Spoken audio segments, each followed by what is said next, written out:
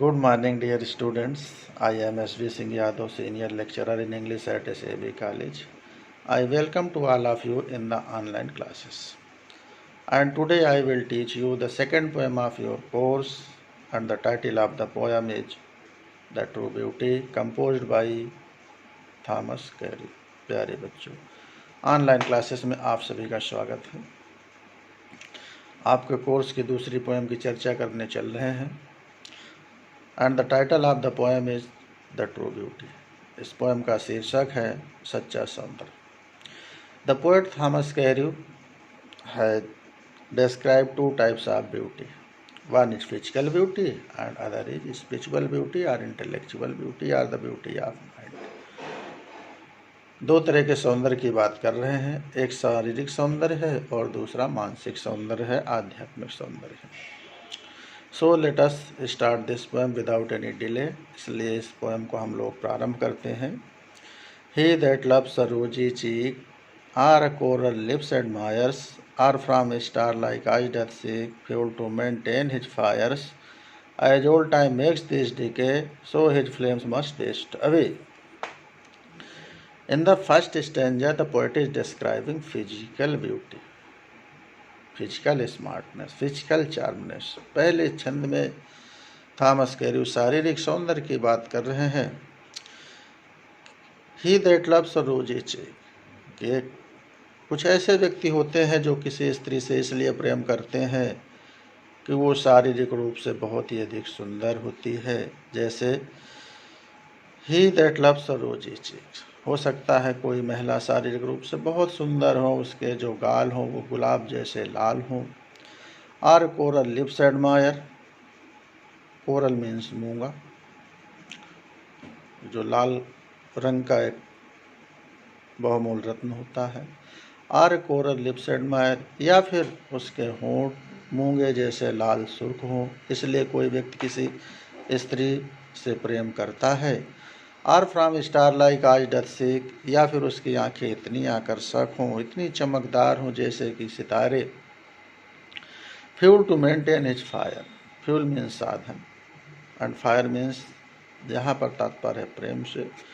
यदि कोई व्यक्ति किसी महिला से, किसी स्त्री से इसलिए प्रेम करता है कि वो शारीरिक रूप से सुंदर है, तो यही उसके प्रेम का आधार है कि गाल उसके गुलाब जैसे लाल हों, होंठ मूंगे जैसे सुर्ख लाल हो और आंखें तारों के समान आकर्षक और मनमोहक हो। आज old time makes this decay, लेकिन जैसे ही समय बीतता है वैसे ही ये शारीरिक सौंदर्य नष्ट हो जाता है। This physical beauty is wasted, is destroyed with the passage of time, with the passage of youngness. As the old age comes, all the smartness and beauty of the young age is wasted, is destroyed. So his flames must waste away. और इस शारीरिक सौंदर्य पे आधारित उस व्यक्ति का प्रेम भी शारीरिक सौंदर्य के साथ ही नष्ट हो जाता है।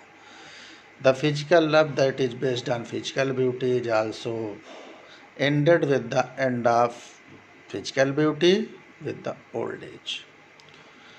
Now we are coming on the second stanza. अब हम लोग दूसरे छंद पे आ रहे हैं।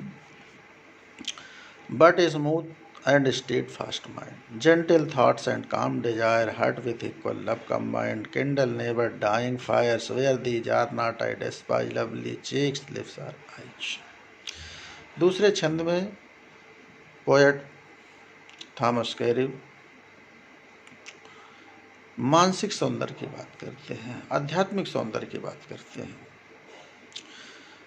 But smooth and steadfast mind, लेकिन जहाँ पर smooth means gentleness, steadfastness means firmness, consistency, निरंतरता। But smooth and steadfast mind, लेकिन जहाँ पर मन में सुंदरता होती है, विचारों में स्थिरता होती है, जेंटिल थाट्स एंड काम डिजायर, जहाँ पे विचारों में सज्जनता है, एंड काम डिजायर, जहाँ पे इच्छाएं सीमित हैं। The desires are very limited according to the need, क्योंकि इच्छाओं का कोई अंत नहीं होता और असीमित इच्छाएं ही सभी दुख का कारण होती हैं। Unlimited desires are the root cause of all our sorrow. So there should be a kind of balance between your desire and your means, your income. Heart with equal love combined, जहाँ पर प्रेम दोनों में एक दूसरे के प्रति पारस्परिक होता है, बराबर होता है. When where there is equal love, both equal love for both, either from male or female. Heart with equal love combined kindle never dying fire. जहाँ पर प्रेम दोनों तरफ से एक दूसरे के लिए होता है, वैचारिक प्रेम होता है, ऐसा प्रेम कभी नष्ट नहीं होता. The love that is based on the beauty of the ideas, the beauty of the mind, the beauty of the thought, where these are not I despise. जहाँ पर ये मानसिक सुंदरता नहीं है, विचारों की सुंदरता नहीं है, एक दूसरे के प्रति समर्पण नहीं है, ऐसे प्रेम को मैं नापसंद करता हूँ. I dislike, I hate the love that is not based on intellectual beauty, on the mutual trust, on the mutual trust. Lovely cheeks, lips are eyes. वहाँ पे चाहे जितना ही शारीरिक सौंदर्य क्यों ना हो, ऐसे प्रेम को मैं हमेशा घृणा करता हूँ, ऐसे प्रेम को मैं कभी भी पसंद नहीं करता हूँ. So this was the explanation of the poem True Beauty by Thomas Carew that I have explained. So listen this lecture very carefully and try to understand the poem. That is very important even the examination point of view. Thank you.